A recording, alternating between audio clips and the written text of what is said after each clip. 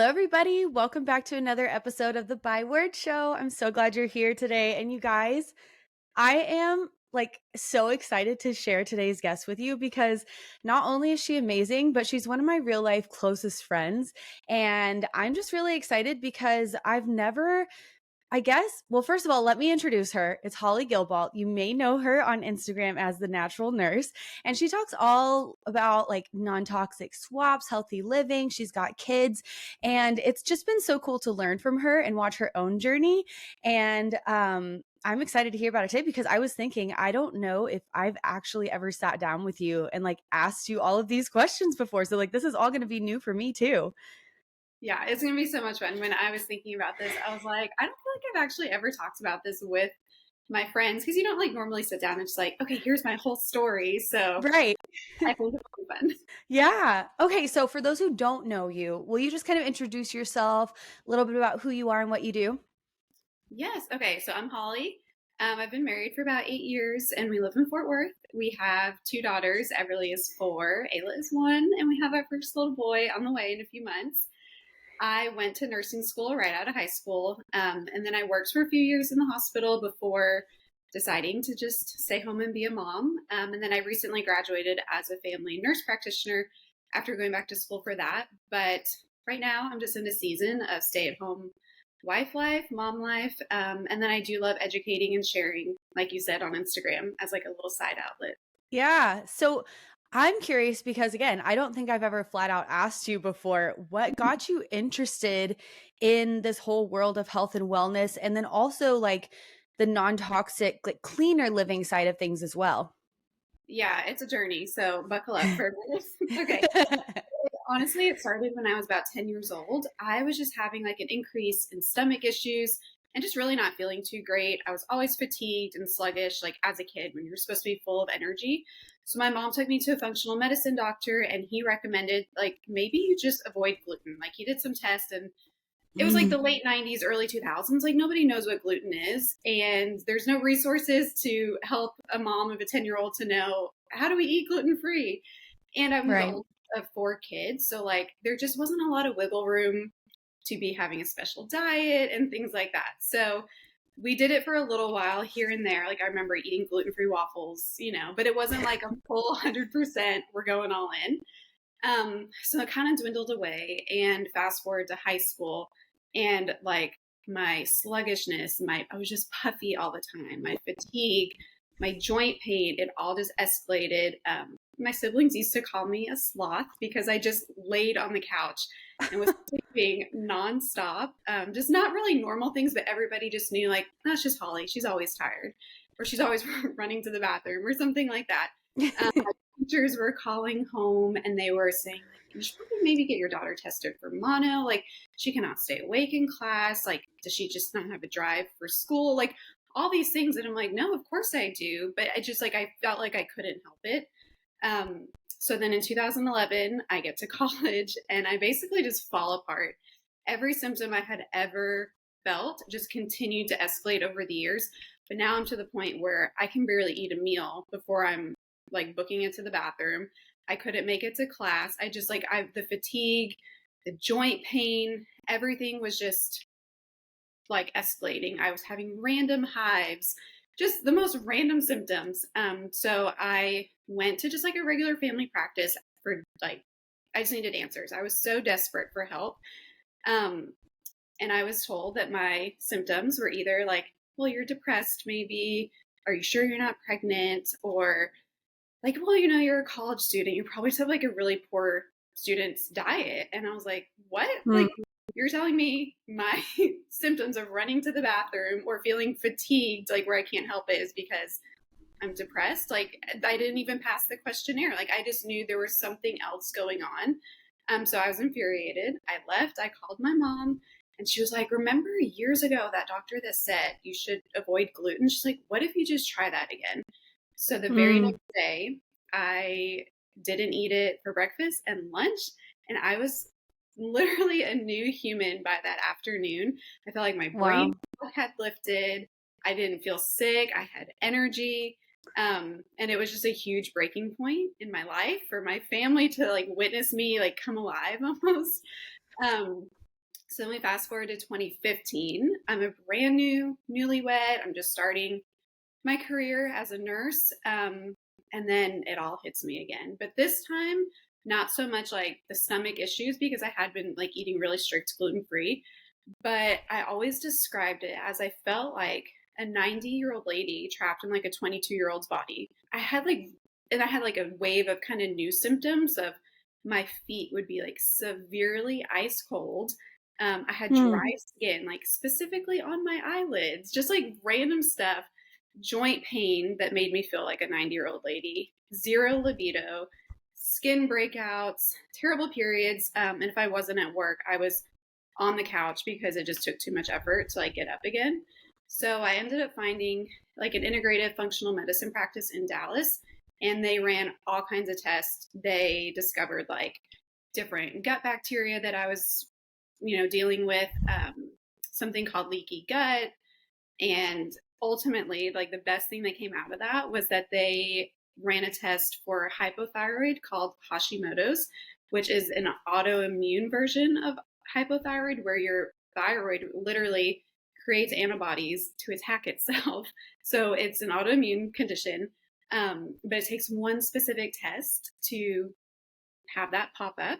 So for all those years since I was 10, all those symptoms were Hashimoto symptoms, but just no one had ever run the test.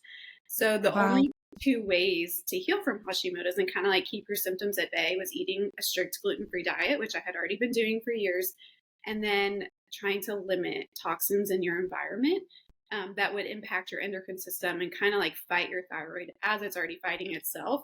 So that was kind of like my journey. And then oddly enough, at this exact same time, right as Nathan moved in together after marriage, he gets this really annoying chronic cough. If anybody knew Nathan during this time, you were like, stay away.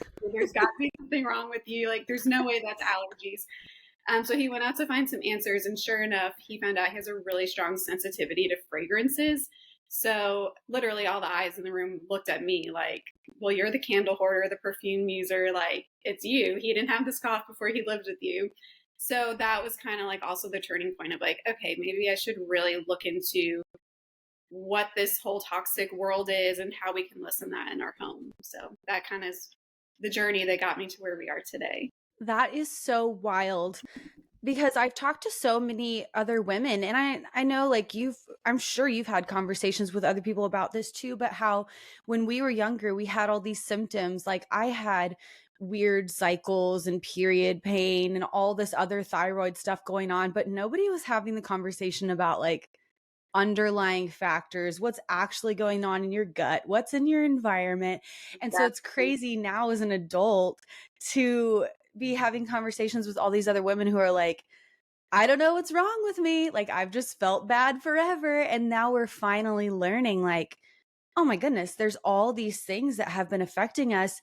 And we didn't even realize it until the symptoms start manifesting and they get debilitating, like you had. But I know when I was a kid, I had severe gut issues as well. And partly due to my eating disorders, just kind of rehabbing from that and recovering.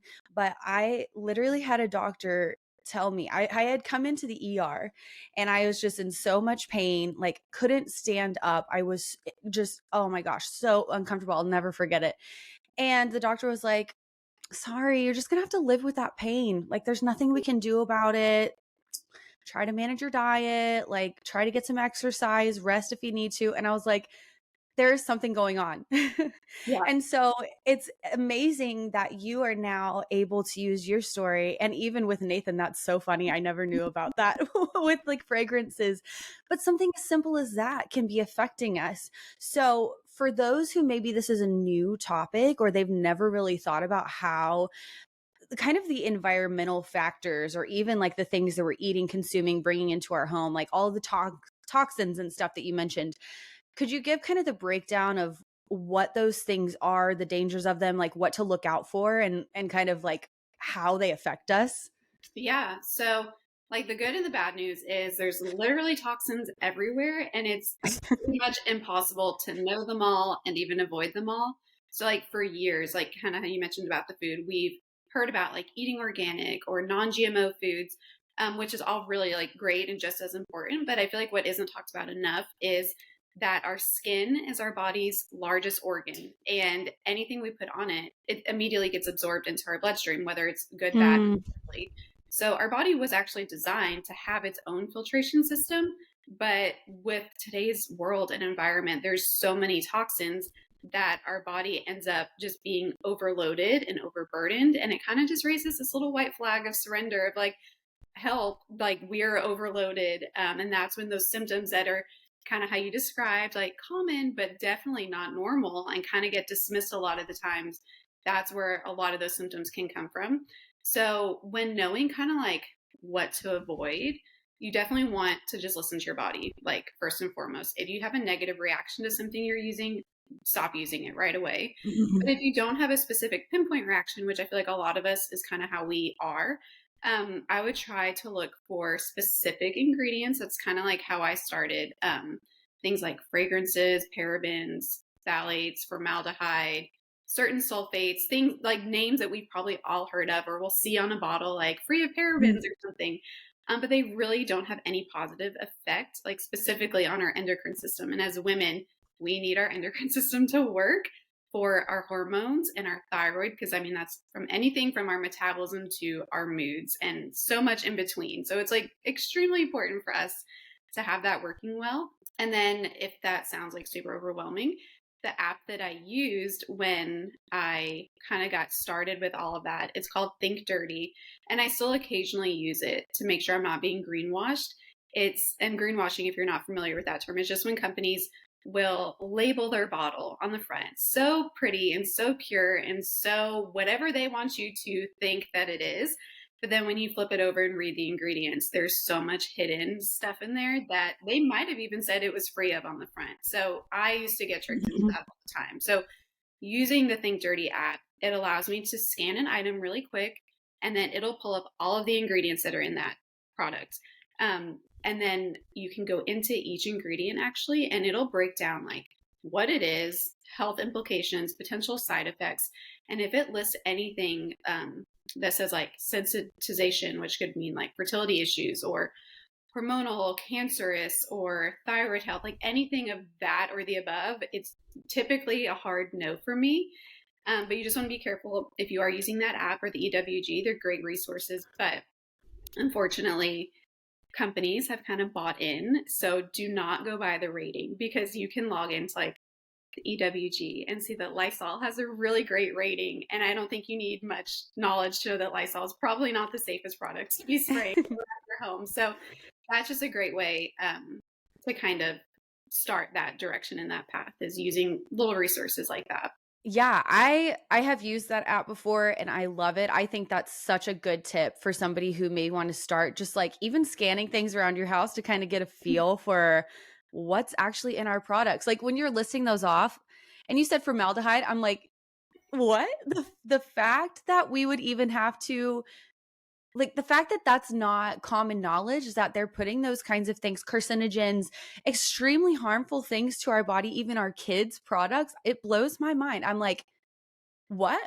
Nobody's telling us about this. And we're just like using these products because it says clean or natural, or it's just crazy. So when I started becoming aware of this, and like y'all, let me just say, I'm not perfect. Okay. I love candles. I try to choose cleaner options still.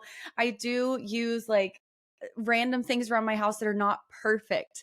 But when making the swap, it can feel overwhelming. And so I feel like what you've done a great job of doing is making it really practical and simple, because what you're teaching is not, okay, so there's toxins and everything. So you need to go through your house right now and throw away everything that's possibly bad that could hurt you or that's toxic. You make it very simple and you explain why. And it's like, the way you teach people to swap is very manageable to where it's not overwhelming, because you've talked about this before as well. Like the stress and overwhelm that comes from feeling like, oh my gosh, everything around me has chemicals. I'm going to get sick. I'm going to get cancer. I'm going to die from all these things that I'm eating or using. Like that kind of stress is toxic in and of itself. So how do you take out the overwhelm as you start the swap process to cleaner and healthier products? Yeah, no, that is so true. And I think even just as a single income family, pretty much right now, like it is just not feasible in 2023 to just be like, yep, let me throw out all this stuff I bought, place it in one shopping spree. Like that's just not, Right. you know. But I do think there's this shift of people that have really good intentions on the internet. Like I love using Instagram as a search engine and I do learn so much from it. But there is this shift of people that went from like just trying to do a little bit better, like when you know better, you do better, to suddenly I feel like shaming you if you're only like hardly Mm, or just like kind of mindful of ingredients. But I just think I probably was honestly at that mindset at one point too when I was healing with Hashimoto's and I didn't realize how toxic I probably was being for myself and for others around me. Because when you are in that moment of healing with Hashimoto's, like I would do anything to feel better again. And I did. I literally cut out everything. But then I slowly realized, like, okay, I'm starting to feel better. Like, I think I could have some balance. Like, then you're like, your mental health comes in, and it's like, well, if I'm out with friends, like, is it really, am I going, like, you just start to know, am I going to feel terrible if I eat this or if I put this around my body, whatever it is. And you just start to know your body a little bit more. So I definitely have incorporated a lot of balance over the years. And I think it's just important to note that everyone is at a different chapter of their journey too, and even have a different why behind wanting to find safer foods and products. And just to have grace for everybody instead of it becoming this all or nothing thing, because I can become an all or nothing kind of girl. And it just never really goes well either way because then it's too much or then it's nothing. And I just think there's this really sweet middle ground that a lot of people don't talk about. So I think with that being said, like I like to look at things that have or look at them as like a good, a better, and a best option. So I think, like I said, I used to probably always lean towards like that best option possible. But budget, third kid on the way, balance, already having two little girls, like I think I'm finding peace with sometimes just being okay with like that good option and not the best option, and not feeling guilt over that. And we each know what is best for our family. And if the best option or even the better option is just not an option for us, then choose the good and know that that's still so much better than the other terrible option that's on the shelf that probably hasn't been reformulated in like 10 years and has just been there sitting there forever. So I think there's just so many factors to like how to handle that toxic environment of toxins becoming toxic themselves. So that's huge because I'm one of those people as well. I'm like, we're going in 100% or we're not doing anything at all. And it's just sometimes like the stress of that is not even worth it. It's like you might as well not put the pressure on yourself if it's just going to cause you that much more overwhelm and anxiety. So I'm so glad that you mentioned that. And I think that idea of the good, the better, the best, like that is such a good way to look at it because what you mentioned about budget, like I feel like that's a huge one that I hear all the time people talking about is like, okay, well, if I had all the money in the world, like I'd eat cleaner or I'd buy the more expensive clean product. And that's like really what holds a lot of people back. But then also living in a house with other people, like if you have a roommate, a spouse, kids, like there's a lot of people that you're making decisions for.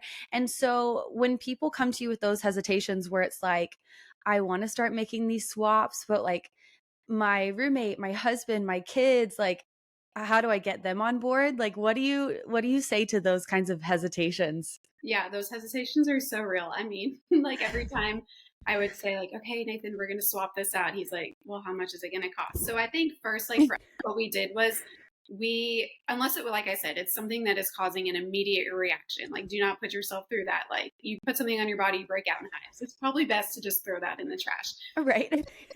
If it's something that you feel like you can just finish out the bottle with or finish the snack, whatever it may be, and then when you go back to the store next time, then you find that better option. So, like, for example, we had trash bags like from Costco. So, you know, they're going to just last for infinity and beyond, but they had fragrance on them. And every time we, like, you know, got the trash bag out and we smelled that fragrance, it was like, we just need to throw these away and go get new ones. He's like, we'll get new ones when we run out of these. And I was like, okay, that's doable. So I think everything has a cost, and it makes zero sense to me how less ingredients actually cost more these days, but that's a story for another Mm, time. But basically, everything is going to cost us something, right? So whether now or in the future.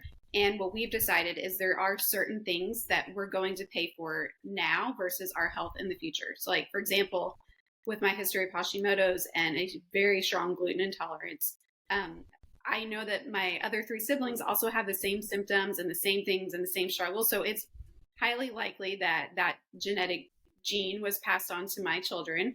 So, like us having gluten free snacks versus non gluten free snacks in the house, like that is something that we weigh, like that is a good cost for us to pay right now so that my children don't get to college like I did. And are like, what the heck? I feel so bad. Like, and you knew this all along. It's like, well, we can kind of maybe get ahead of the game there with like taking that transition. But unfortunately, autoimmune issues and like hormone issues, I feel like they're just on the rise because of all Mhm. these ingredients that have been added into our products. And I feel like companies are realizing that the consumers are really valuing quality ingredients or just better options for the sake of our health. So there's so many different brands out there now that things that I probably don't even know about. Like I know I don't know about them because they are just popping up left and right. And they're really great options. Like every time I'm logging into Instagram or at the store, I'm like, oh cool, there's another really good option for this. So you Yeah. can even find safer things at like Walmart and Target that was impossible years ago to find. So for budgeting though, I do like to buy like concentrates when I can because they're just obviously very Mm. concentrated and will last a lot longer. So like for example, Young Living makes my favorite cleaner, Thieves, the Thieves line. It's a concentrate, so I just mix a little bit with water and it'll last a really long time around our home. It's safe, effective for the whole family. I don't have to worry about that.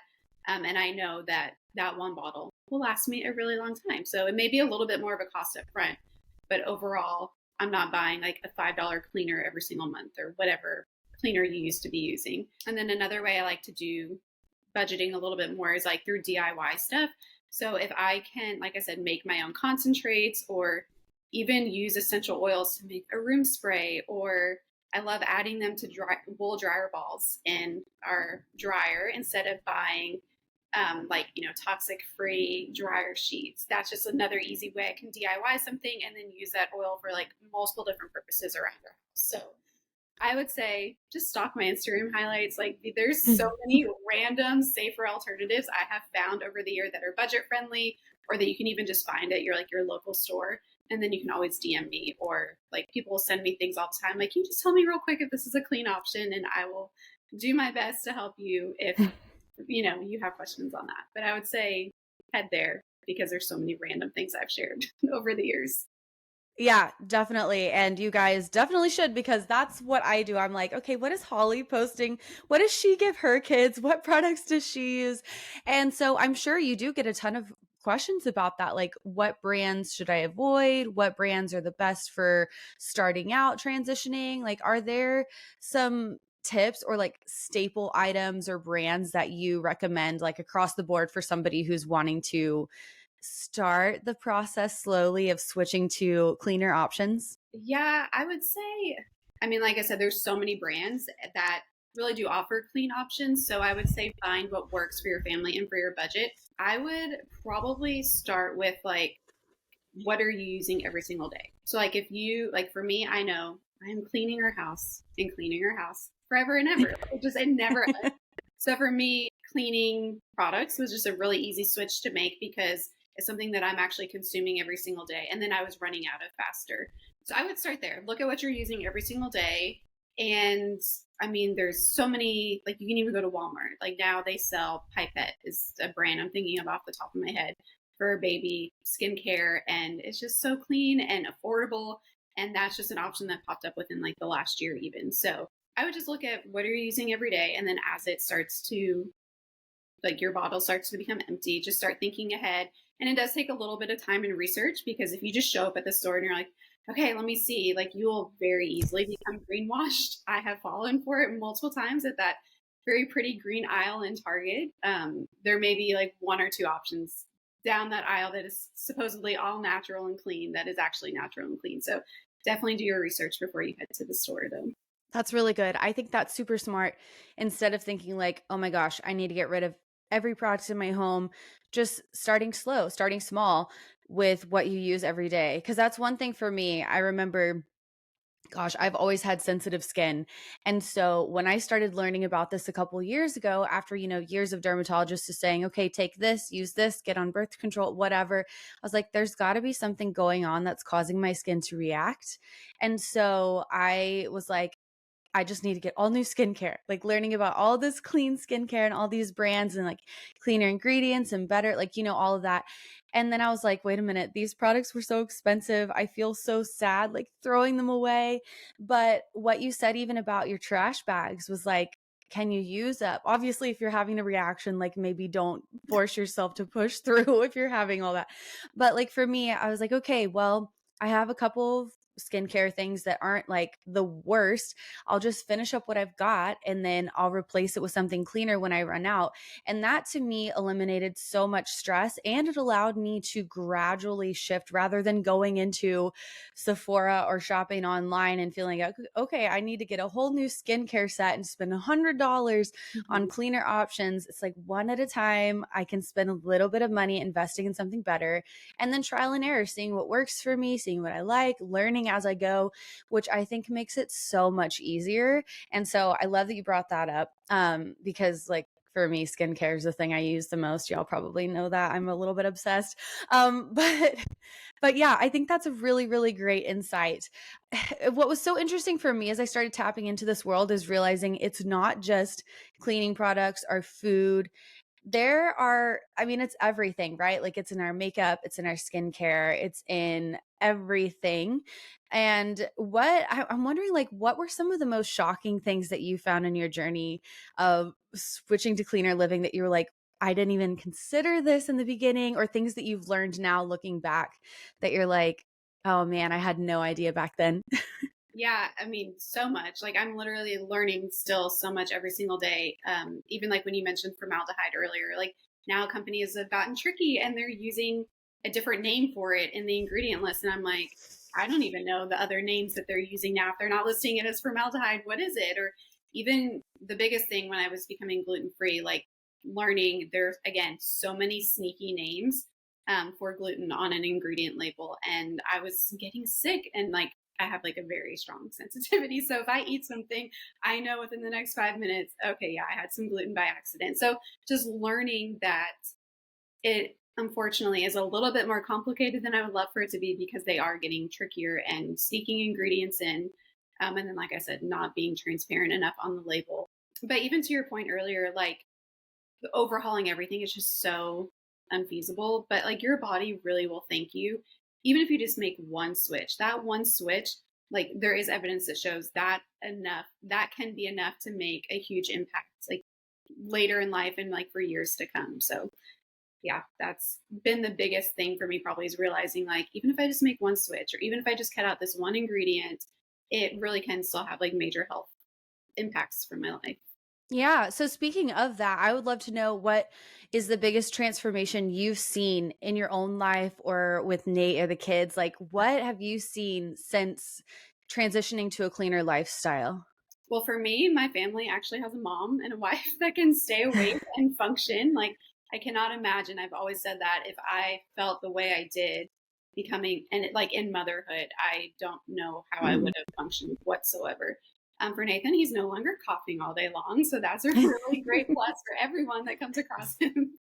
And then for our kids, I feel like because they're still 4 and 1, our goal right now with them is to still kind of teach them to not have this fear of certain ingredients, or especially like a unhealthy relationship with food and ingredients there.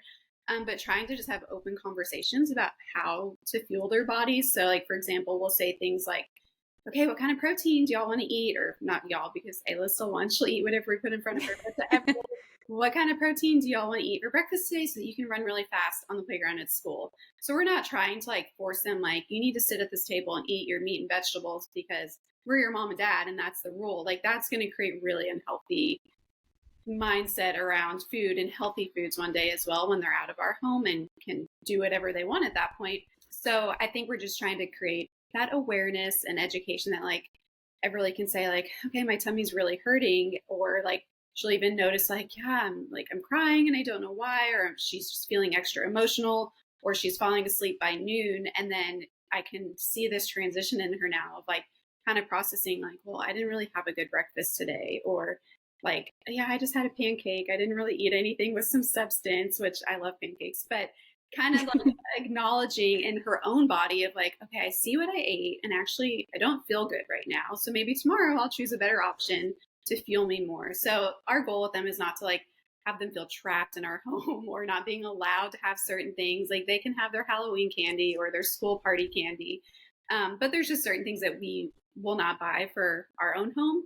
So I think just trying to teach them what makes you feel good, even if it comes like down to skincare products as the girls get older too, and just having that open dialogue. So hopefully we're instilling like really great health awareness versus a fear in them through this lifestyle. That's our goal.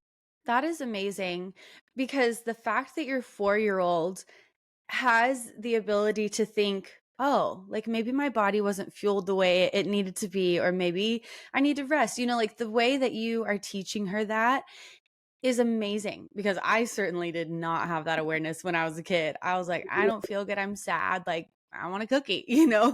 And so it's amazing because the coolest thing about this, I think, and at least the way that you and Nathan have chosen to go about this with your family and your kids, is it's not just a rigid black and white thing of like, this is good, this is bad. Because I feel like those are the thought patterns that end up, at least for me, it ended up in my eating disorders or like, toxic mindset even. And so it's really cool that you guys choose to do non-toxic and the healthier, cleaner option holistically, like not just in the things you eat or the products that you choose, but in the conversations you have in your home and the way you teach your children to care for their bodies. And so what advice do you have, or like what practices do you do in your home to make it a non-toxic environment, not just physically, but emotionally, mentally, spiritually as well? Yeah, I actually love this question because we've just started implementing something that we feel like has just been at least weighing on my heart. And I just feel like this season of life, and it's just with a bigger family growing, and there's just more on the calendar than ever, which I'm sure you can attest to as well. And so, what we've been trying to do the last few weekends, actually, we're very new at this, is to try and incorporate like a day of Sabbath on one day of the weekend, which is essentially just a day of rest. Like, we're not doing like the full traditional Jewish Sabbath, but just kind of taking that word and applying it to how does that rest look like in our life. I was just starting to feel like this everyday feeling of like we're just on this spinning hamster wheel. And as a stay-at-home mom, every day can kind of look the same. And like I said, just cleaning all the time. There's always a mess, and it's a beautiful mess, but there's just always something to be done at home. And I just felt this pull that like, what am I working towards? Like, yes, I'm discipling and I'm raising little kids and doing my best, but like I know I'm going to get burnt out at some point. And this is a dream job that I'm living at home with them. Like, I don't want to get burnt out. So, taking a Sabbath each, or just like a day each weekend, is just a way for us to like work hard all week.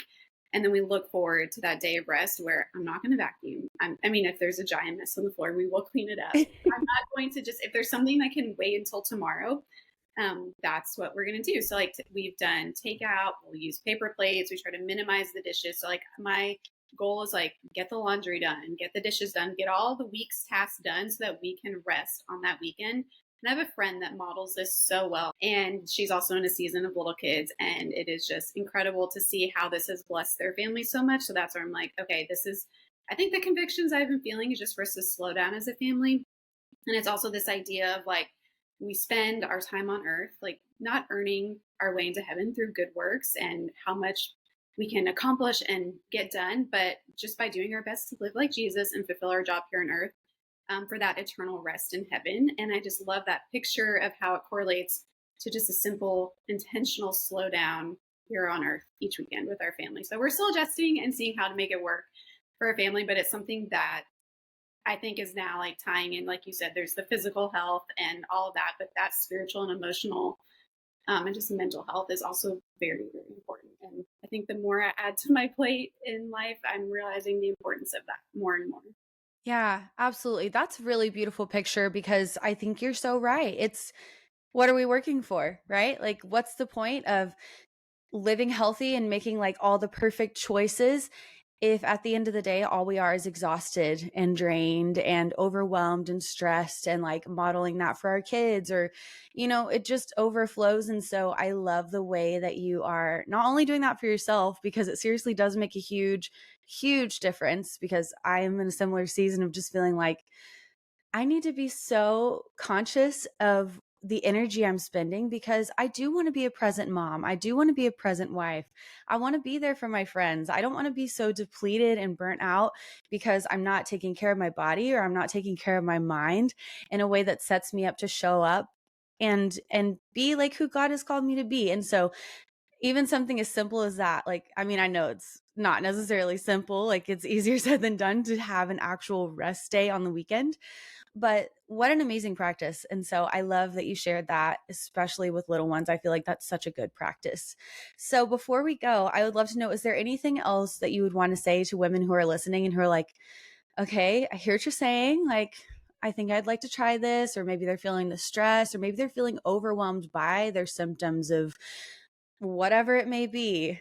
Yeah. Well, I hope that whoever's listening can take away that I hope it doesn't sound like I have this all like put together in this perfectly clean lifestyle, because I was so far from the truth. Like, I love a cold glass of sweet tea, and I love Dr. Pepper on occasion because we live in Texas and it's everywhere.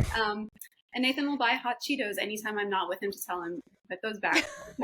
So we truly live with a lot of balance, and I like really mean that. Like, we are not perfect over here by any means.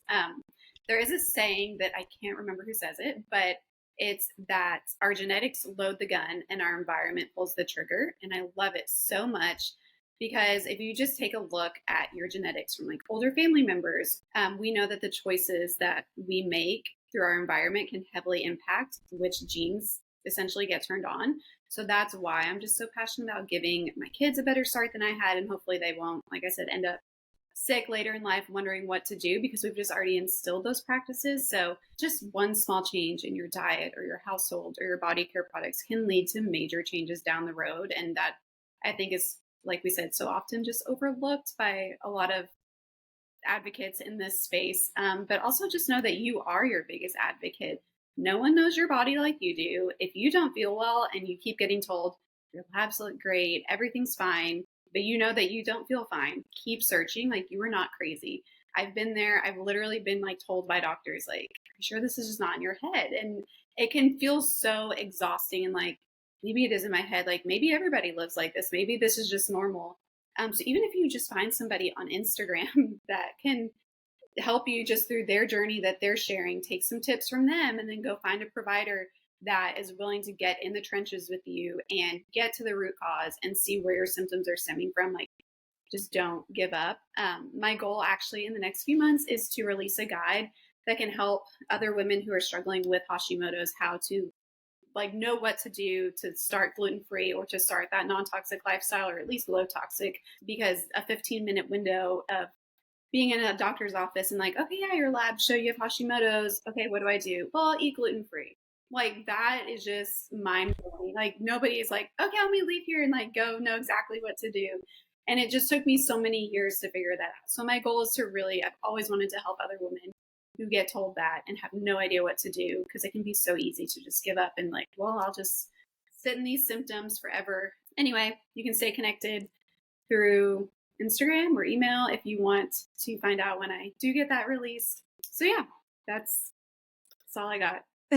Well, okay, so before we go, tell everybody, because we've literally just barely scratched the surface. There's so much to this topic, you guys. It was like really hard to try to figure out how to condense this down. But seriously, Holly has so many resources. She's always posting new products she finds or things that she's doing around the house or with her kids. It's so fun to follow along. So we just tell everybody where they can connect with you and learn more and keep this conversation going.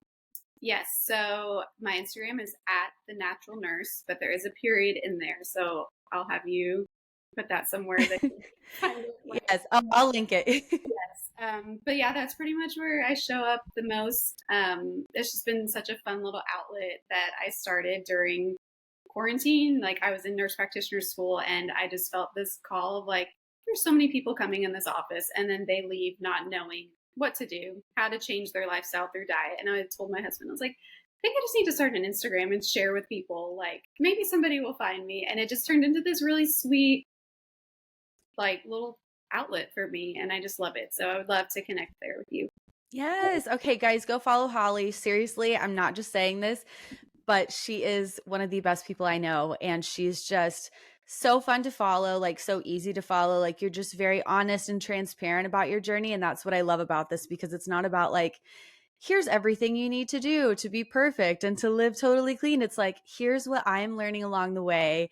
And if it helps you, here you go, you know? So thank you so much, Holly. I really appreciate you. And I love you. And I'm so grateful that you're willing to share your story and just for everything you do, that you're helping other women and teaching them how to heal, not only physically, but like in their heart and in their mind as well. So thank you so much for being here with us. Well, thank you so much for having me. I was honored to be here. Thank you so much for taking time out of your day to tune into another episode of the Byword Show. I love having you here, and I'm so thankful for your support. Don't forget to share a screenshot of this episode to let me know you were here. I can't wait to talk again soon, but in the meantime, be sure to come hang out with me on Instagram, and remember, I am cheering you on.